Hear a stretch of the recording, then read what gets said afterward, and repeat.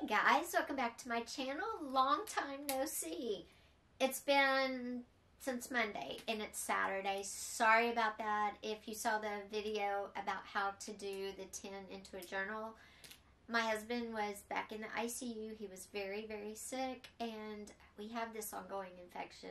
Oral antibiotics were not working. IV antibiotics are going to work. So we are doing much better.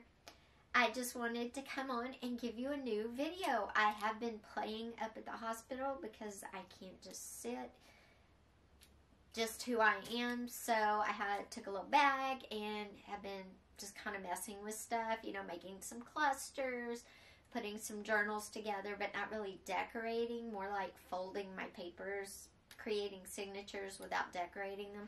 Just real simple stuff. Like I said, making some little clusters. And I started playing around with postage stamps. Well, I've already done a video on postage stamps, and it was fun. I kept dropping them because they're little. So I got the idea to make extra large postage stamps. Then I got the idea to make extra large tickets. Then I was like, why not just make extra large buttons too? So I've done all three, and I thought I would kind of share what I did, how simple it is, and what you can make them out of, and how you can decorate them. So if you're new here, welcome. I am happy to see you. If you keep coming back, thank you. You are super appreciated for all the new subscribers. Mwah. I love you guys. I'm glad you're here. Share it with your friends, because if my channel could get over 1,000, I could start earning a little money from it, which would be, you know, a good thing. So I would super appreciate it, especially with all these ambulance and ICU bills. So why don't you come in closer and we'll talk about extra large postage stamps, tickets, and buttons. Before we talk about the extra large items, I did want to say, I saw a question, would an Altoid 10 work for the journal? And it would. If you can see, there's just a difference in width.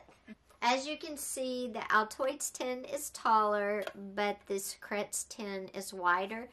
Both will work. It's just whatever you might have on hand or whatever you can get a hold of if you want to try this. Let's talk postage stamps first. And what I like to use, they're bridge scorecards. I decided I would make this into a postage stamp, and it really works. And you can do it one of two ways. You can get these cards if you want. I'm sure Tuesday Morning still has them. And I used this picture as the postage stamp and just took my fancy scissors, which are like any pair of these. And I've actually seen, this isn't sponsored, but I've seen these, you know, on Amazon. I've seen these at Tuesday Morning, Target, whatever. But I have all of these. I took one of those, went around the edge of it, and that was my stamp. And then I could use it as a tuck spot, a pocket, you know, a journaling card, whatever I wanted to. But the front looked like a stamp, or sort of like a stamp, when I use this picture. Now, what I like to do with the back part is either cover it in paper of some pretty kind, or use it as a stencil or a guide, okay? And I'm going to use this one as a guide. And we're going to make a stamp from scratch, and I'll show you how I did it in the hospital. I actually used this as a guide. I cut out a cardstock so it was firm, white piece of cardstock, cut out a square, took some of my scissors, and then decorated the inside to look like an actual postage stamp. So what I'm going to do is I'm going to cut this postage stamp mark out of here, and I'm going to cut some of the scallops around the edges with my fancy scissors, which are little plastic scissors. And you can make the border as, you know, thick as you want. I want my stamps to be big, so I'm just doing the very edge of the stamps. But again, this is all personal preference, and it's all just to give you an idea of what something would look like. And I'm going fast because one, I don't want the video to be 3 hours long, but two, you know, you guys are going to want to try your way, so I don't want to waste time creating stuff that maybe you're not going to watch. Okay, so there is our stamp shape. Just by putting the ruffle around the edge, so to speak, it turns into a stamp. It's that simple. Now, all stamps kind of have a little border around them. So I'm going to leave a little white border, and I'm going to kind of draw it in. You don't have to. This is just my preference. So I'm going to come in from each corner. And then I'm just going to connect all the lines I just brought down from the corners.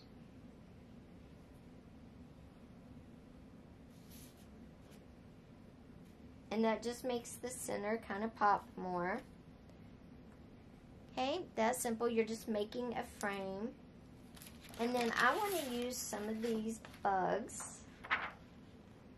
So I'm going to cut off a section that will fit inside the frame I just made.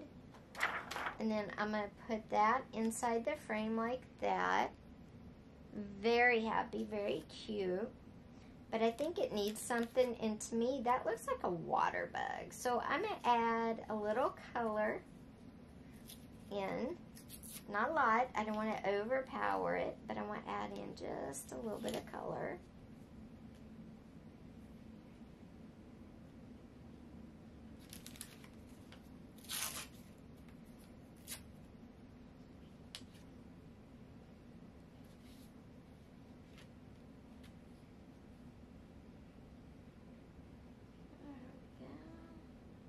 I'm going to add just a little bit more kind of on the edge down here. And that adds just a little interest. Then I'm going to come in and cut out my postage mark that is in this paper. And I'm not doing a perfect cut. I'm just kind of cutting around it really quickly.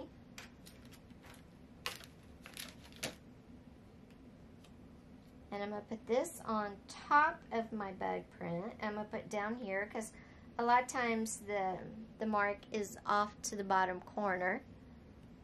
And that's a very simple stamp, but it gives you an idea of what it can look like. Now, let me find my second white piece of cardstock I cut. And again, I am going to do my ruffled edge here. Now, instead of drawing in the frame, I'm just going to do it with the piece of, I'm going to use fabric this time and use the fabric to basically create the border. And I'm going to cut off this postage stamp right there, or maybe this one, I can see it better. And this one I'm going to cut out kind of square. Okay. Now, what I'm going to do is cut a piece of fabric to fit inside here, but leave that border or frame. And I'm going to sew it on, and then I'm going to come back and stitch the little, like I said, mail postage stamp thing. I'll be right back. And when I do anything like this, I definitely want to have some color, especially because the frame or the background is white. So I don't pick a solid. I try to pick something with a lot of different colors just to make it more interesting for myself or whoever the journal is for. Okay, now with this one, I'm going to go ahead and ink the edges and kind of stamp around a little bit more because it's a little plain. So let's come in with our ink. And you might say, well, ink your edges before you cut them, but you can't do that because you cut off your inked edges.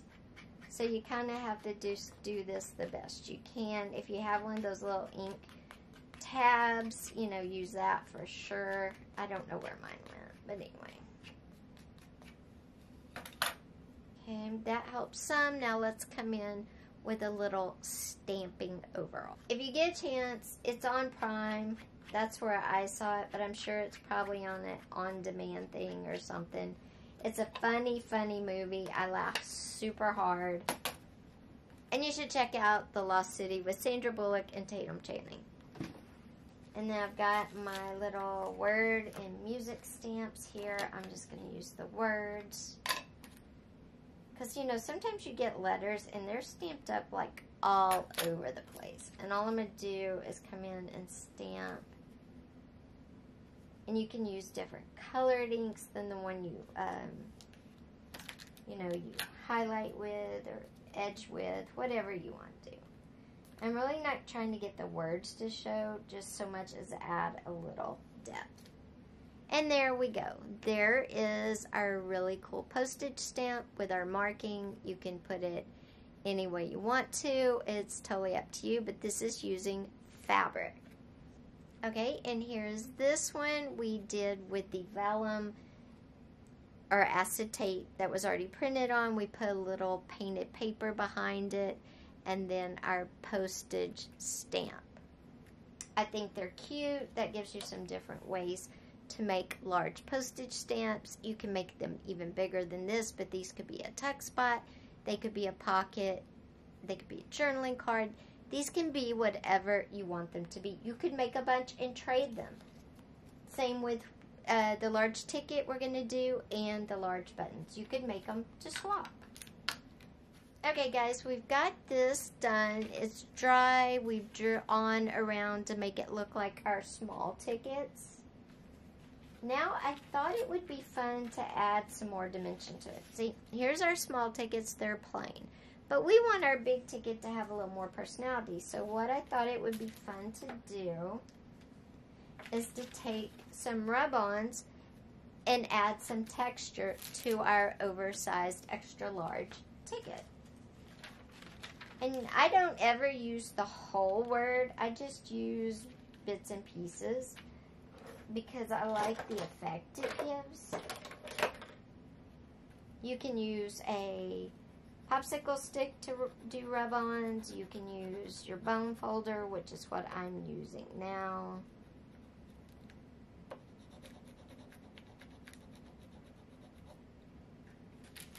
And it just adds a little bit of interest, a little bit, you know, something different.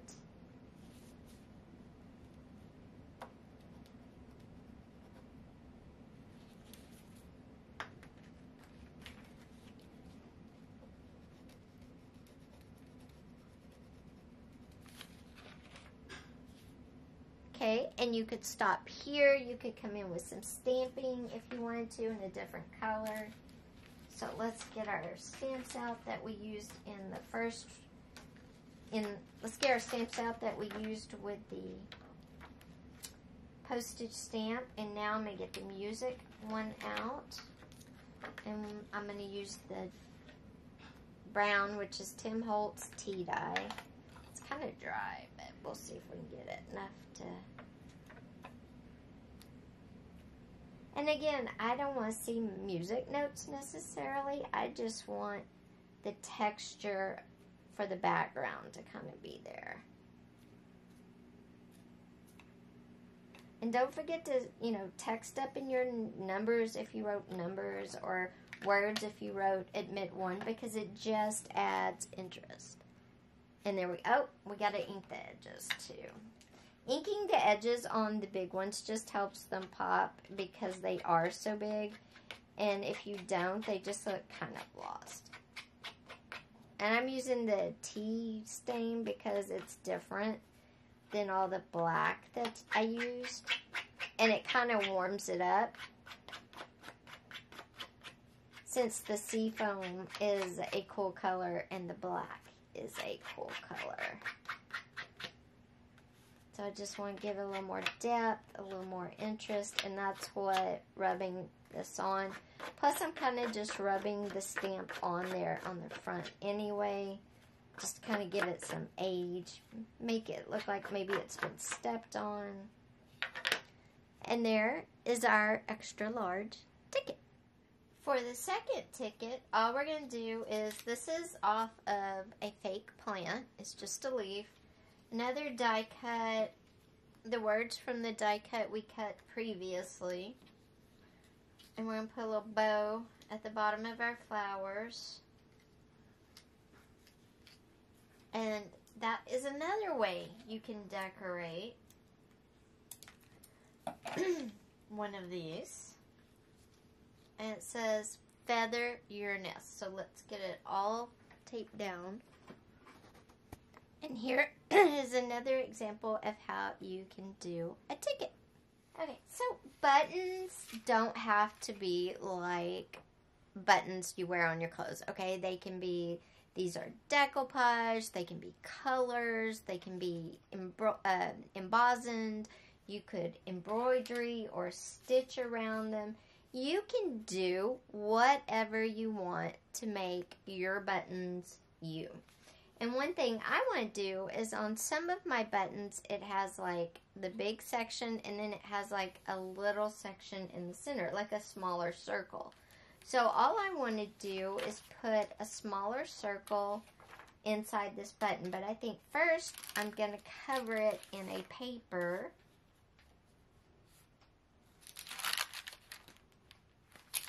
Or maybe I'll do this. Maybe I'll take this cardstock, maybe I'll take this scrapbook paper, trace my shape, and this will be the base to my button. And then I'll do the center part and we'll go from there. That'll be an easy way to show you how to add layers to a button that actually make it more like a button. And this isn't perfectly round. If you have a big button, if you have a round circular punch you want to use, by all means. I'm just kind of going with what I have just so I can do this for you guys. And then I pulled this green out of my small paper pack. I thought it might work. Or I have this peach color. I think I'll go with the solid-ish green, or I can do, since this is so busy, I think I'm going to go with solid white and make just a white circle in the center, and I'm going to go small. So I'm going to find something small to do the center with. And I think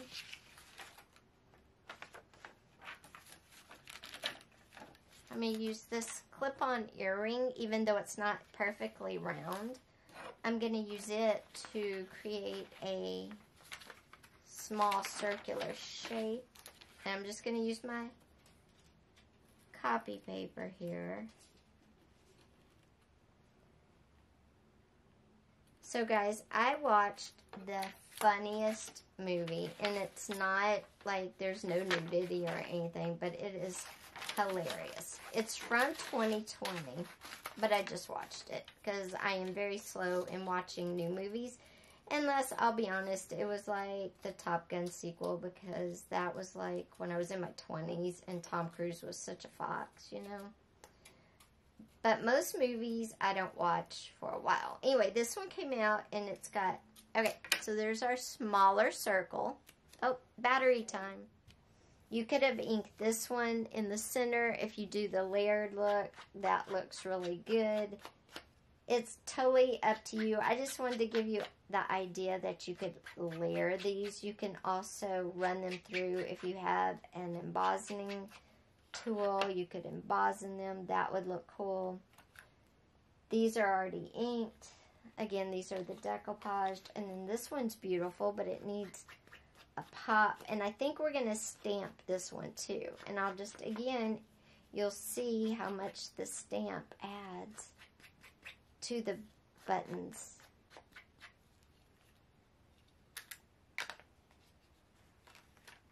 And again, I'm going to pull out my, I'm just going to use my music because I forgot to put it up last time when I used it. Get some ink on it, and then just come in here. And remember, it's okay to stamp over the main image. It's okay to stamp over anything because you want the texture to be there. You're not limited where texture can go and not go. All right, now let me cut off this piece of paper right here. And there we go. There's our main button we made.